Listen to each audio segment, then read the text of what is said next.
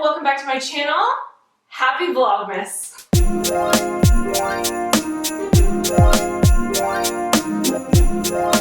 So the pulse of the season, especially when it comes to personal development, is finishing strong. How can we finish the year out strong? And I'm all for finishing strong, but I am even more of a proponent of starting new, starting fresh, starting now. And so don't wait until January 1st to get those New Year's resolutions or to start thinking about your goals. I'm all about think about how to get started today, because today is the present moment is all you have. And I want to talk about this concept of investing, because when we think about investing, we think about investing in the stock market, which I do. We think about investing in property or real estate, which I have, or investing in art or something that is more of a tangible item. In this video, I want to talk about another kind of investing, one that can pay dividends and help you create the life that you are wanting, something more fulfilled, something more exhilarating, something that is authentically you, and that requires for you to invest in yourself.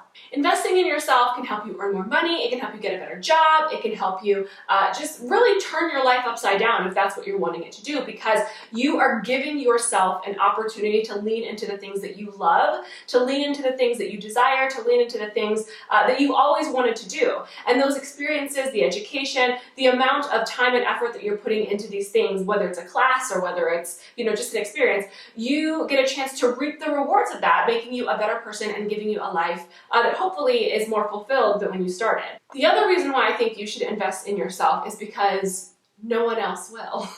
No one else is going to put all the time and effort into you more than you can put time and effort into you. So that's why I recommend investing in yourself. And there are numerous ways that you can invest in yourself. This video is not an all-encompassing, all-comprehensive list of ways that you can invest in yourself. These are just some of the ones that I recommend. I've done these for myself. These are the ones that I speak to my clients about. So I'm also going to share them with you.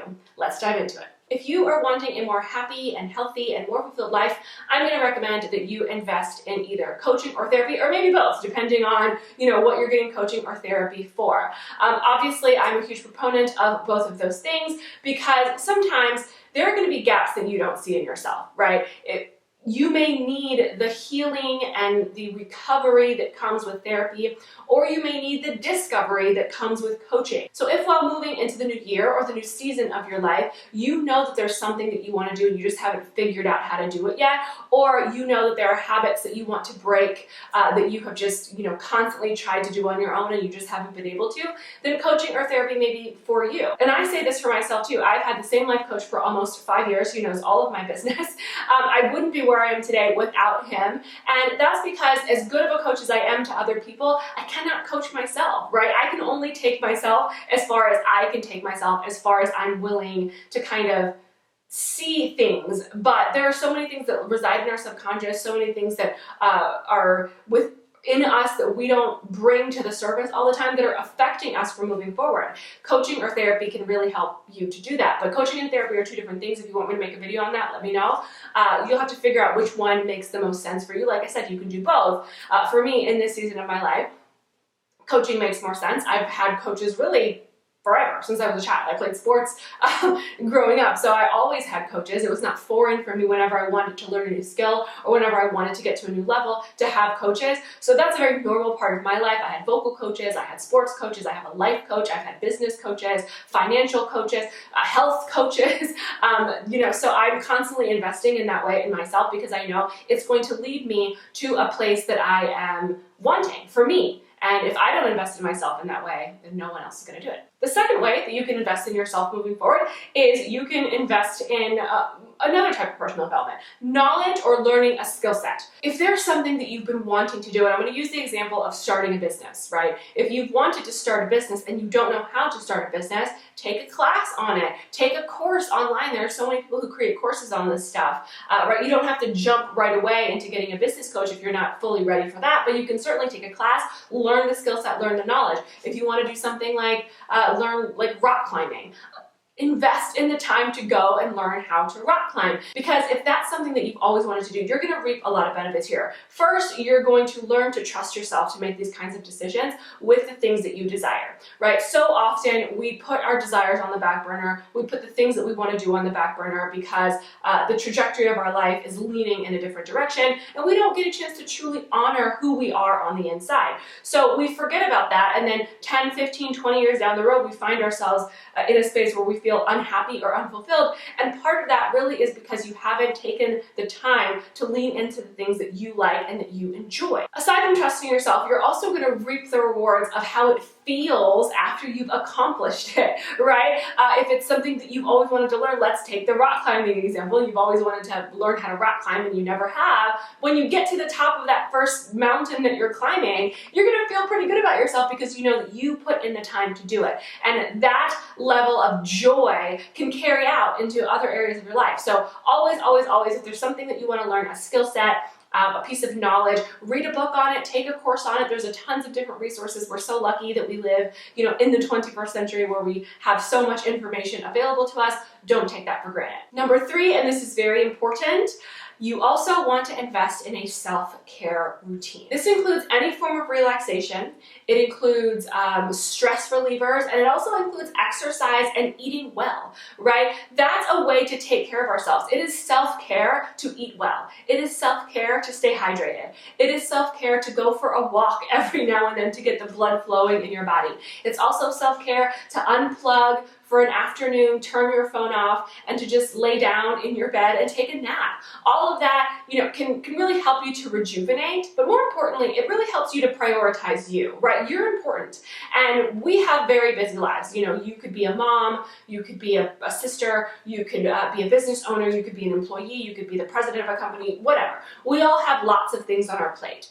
Sometimes we neglect to take care of ourselves in the process because we're constantly giving out, and I just want you to get into the habit of, not giving out from an empty cup. Make sure that you are filling your cup as well before you start pouring into others. And I know that you're probably a very giving person. You probably do a lot of things for other people, but you also have to do stuff for you. And so having a self-care routine makes a great deal of sense. Now, it doesn't have to be something that you do every single day. Although if you are the kind of person that's like, I need a bubble bath every night to feel better about myself, absolutely 100% do it. I am not that kind of person, but I do know my flow, right? So I go through ebbs and flows in my business, in my life, and I know when I'm starting to kind of come to the edge, and I need a little bit of time. I need a respite. I need a Sabbath, and I allow myself to do that. What I used to find, especially in my business, is I would work because I love what I do, and it doesn't often feel like working, but I would work, and I would just get so tired that my body would just decide to make an executive decision for me, and then I would get sick. And I would ask myself, geez, why am I sick? For the first 2 years of my business, I think I was sick more in those 2 years than I had been the last 10 years of, life. Because I was just constantly pushing, and not giving myself a reason or permission to take a break, right? And so now I haven't been sick in years because I definitely make sure to have regular rest rhythms built into my routine because that is a part of my self-care. So you'll have to figure out what works for you, but having a self-care routine is really important. Number 4 is going to be a skincare routine. Now, that may sound really silly, but as you start to get older, and we hear this all the time, right? After the age of 25, your collagen starts to break down. Your body just doesn't operate the way that it did when you were 19. And I am a firm believer of just taking care of yourself and making sure that, you're using products that help you to feel like your best self. Because when you feel like your best self, you show up a little bit differently, right? So having a skincare routine is actually a part of having a self-care routine, honestly. I do my skincare routine every morning and every night,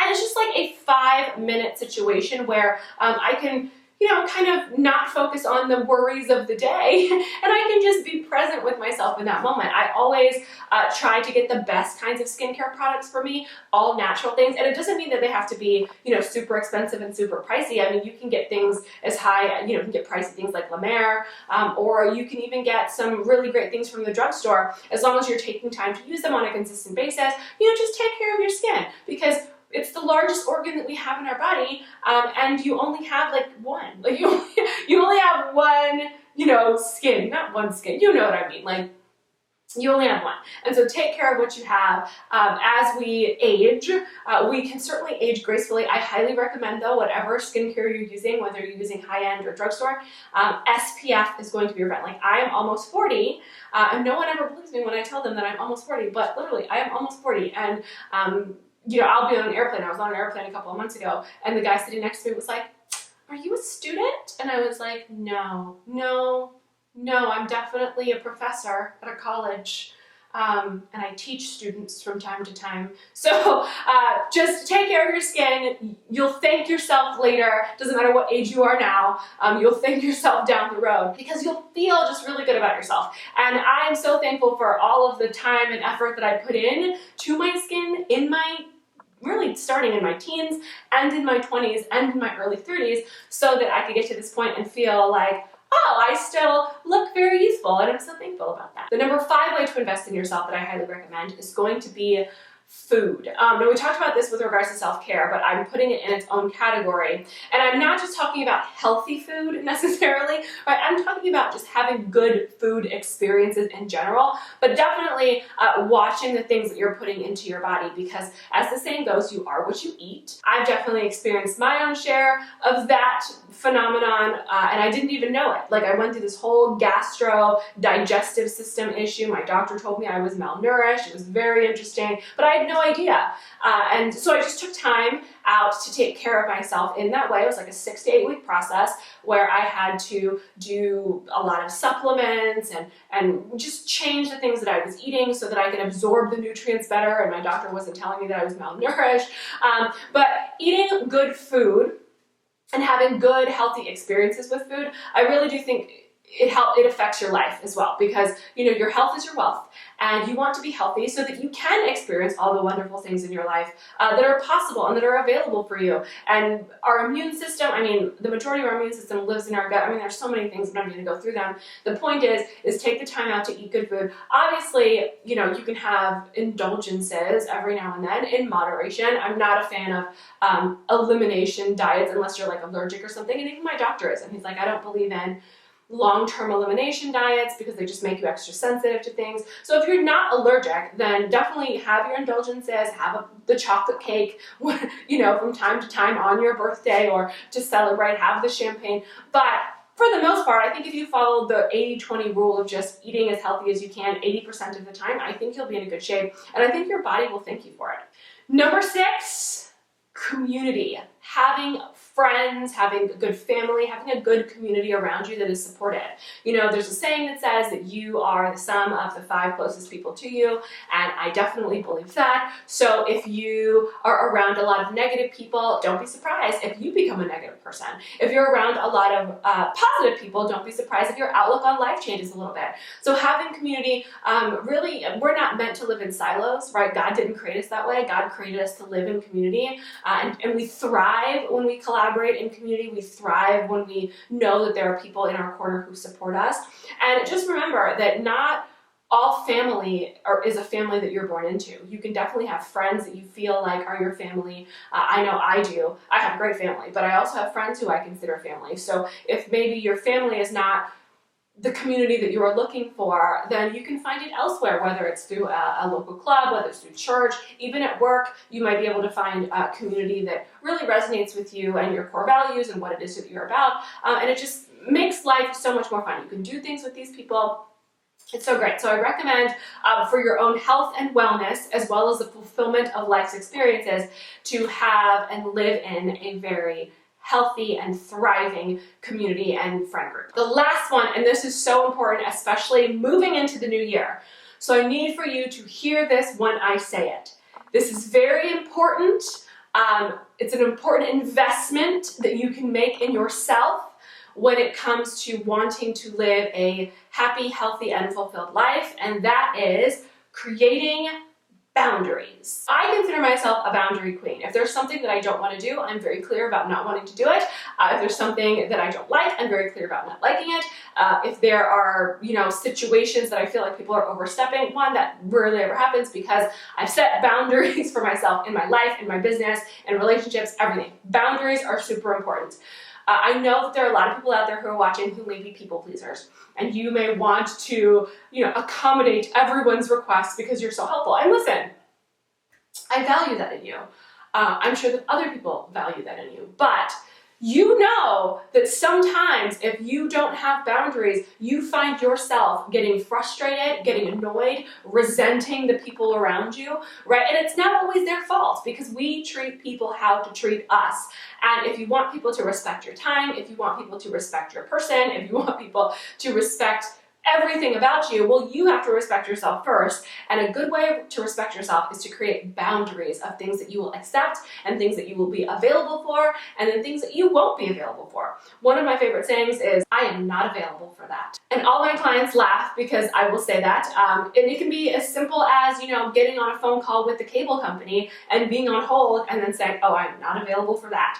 And then, 60 seconds later, somebody comes on the line because I've created energetic boundaries around things that I'm willing to accept in my life.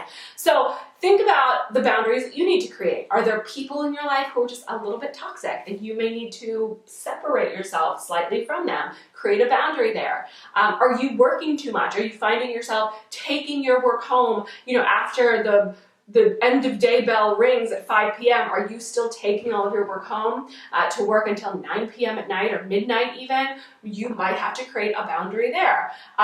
If you have children, right, and just letting your children run your entire life without exercising any of these other investments that you can make in yourself because you're constantly giving out, you're not creating a boundary around your health, around your sanity, around your energy. So think about that when you are moving into this new season, into this new year. How can you create boundaries? Because investing in boundaries, investing in all of these things really can help you to get to your next level, whatever that next level is. Sometimes we're just trying to get to a level that is baseline. Like, can we just get to normal? If you're experiencing a lot of anxiety, if you're experiencing a lot of stress, then, maybe getting to the place where you're just, your happiest, healthiest life is not the biggest priority. It's something that you might desire, but it's not something that you can foresee in the near future. So we just try to get to, okay, can we get to a place of contentment? Can we get to a baseline place, right? So start there. Don't think that you have to implement every single one of these investments in your life tomorrow. I would say take a look at the list and then decide which one of these are a priority for you. Which one of these are the ones that need a little bit more attention, right? Do you need a better self-care routine? That might be important because you've never had one, you've never done one. Do you need to set more boundaries, right? Do you need to go for a few walks every now and then? Do you need to eat better? This is such a great time to make these decisions and to really decide on how we are going to invest in ourselves in the new year because we're just leveraging all of the collective energy of the time where everybody's thinking about something new moving into this space. So think about that for yourself. Let me know in the comments below what you decide. What's going to work for you? Which one or two or three or four of these things do you feel like you're going to prioritize in the new year? I would love to hear from you. Also, let me know if you have any questions because I am here for you. Thanks so much for watching. Be sure to check the links down below. I have some resources for you and some other goodies down there, and I will see you next time.